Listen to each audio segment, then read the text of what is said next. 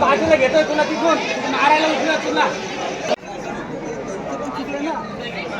Gate पशी आलो त्यांनी आम्हाला सोडवलं सोडल्यानंतर मधल्या गेटला त्यांनी थांबून धरलं मधल्या गेटला दाबून झाल्यानंतर ते पुढे सोडत नव्हते आणि गेटला आसपर्यंत तुला मारहाण केली का? तेच म्हणून मारहाण केली का? आईन तोडून आला नाही ते विचारून त्याला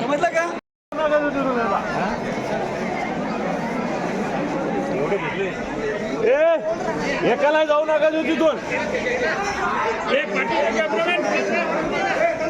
तिथून बंद करा सगळ्या वापर लोक बाहेर काढा